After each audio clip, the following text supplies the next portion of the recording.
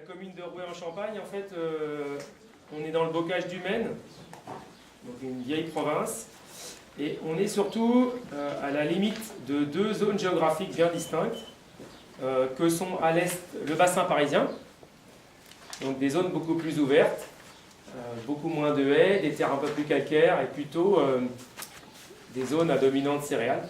Donc on est toujours tiraillé par ça, on en parlera peut-être après.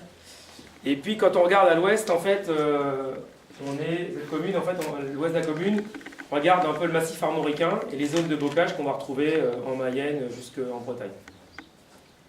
Alors là, on est avec des sols très différents, beaucoup plus acides, très schisteux, donc les prémices du granit. On est vraiment sur des choses très différentes. Et la commune est vraiment séparée en deux. J'ai des gens avec qui je m'entraide, là, qui sont à l'autre bout de la commune, ils sont sur les terres de craie, d'où le beau Champagne, Rouet en Champagne. L'histoire, c'est qu'il y a eu une abbaye avec des moines, comme dans beaucoup de coins.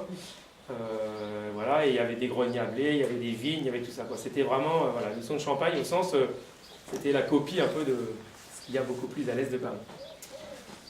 Autre particularité de la commune aussi, toujours géologique, hein, je vais remonter à la surface, je vous promets.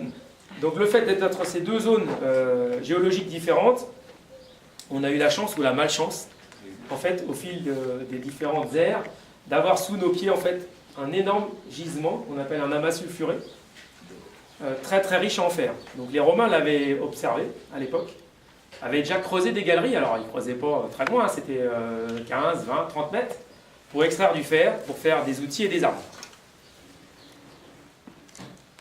Un peu plus récemment, dans les années du siècle d'avant 70, avec des méthodes d'exploration un peu plus fiables, mais en partant de ce qu'on a observé archéologiquement par les Romains, les ingénieurs se sont dit, voilà, s'il y avait du fer, il n'y a pas que du fer. Et ouais, il n'y a pas que du fer, il y a aussi de l'or, de l'argent, du plomb, du zinc, enfin toute la lignée des métaux, quoi. Donc il y a eu une première exploitation dans les années 70, puis une deuxième par Total dans les années 90. Et ça a permis de sortir environ 2 tonnes d'or et 7 tonnes d'argent. Voilà, donc pour ceux qui sont arrivés du Mans, en fait, on voit des grands terrils à un moment là, avec des bassins. Bon, ça c'est les restes de la mine. Pour clore cette histoire de mine, en 2012, en fait, avec l'avènement du ministère du redressement productif, il a été entrepris que la France pouvait éventuellement avoir une aura minière, et donc il y a eu des nouveaux permis en fait, qui ont été donnés à un tas de boutiques en fait. Voilà. Et donc nous on est sous le coup d'un permis d'explorer d'une boutique australienne, financée par des Singapouriens et des fonds de pension américains. Donc voilà, alors ils ont fait quelques explorations, mais on leur a mené la vie très très dure et ils ont été voir un peu plus loin. Chez des gens qui sont un peu moins organisés que nous et peut-être un peu moins résistants que chez nous. Donc il n'y a rien de fini, hein, parce que c'est quelque chose de long cours la mine, hein, ça peut durer. Voilà.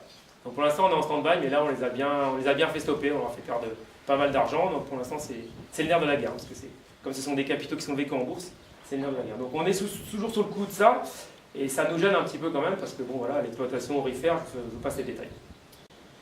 Donc ça c'est une des particularités de la commune.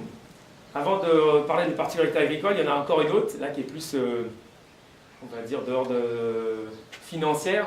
On a eu la chance sur la commune en fait, d'avoir un vieux monsieur qui nous a légué beaucoup d'argent. Donc ça c'était en 2010. Donc voilà, alors ça anime un petit peu la vie de la commune, quoi. Voilà. Alors, il y a une contrepartie à cet héritage. Tu sais que Benoît s'est passé aux 20h. Partout, ouais. Voilà, donc on a hérité, on a un budget de fonctionnement de 800 000 €, ça c'est la commune, comme beaucoup de petites communes de 800 habitants.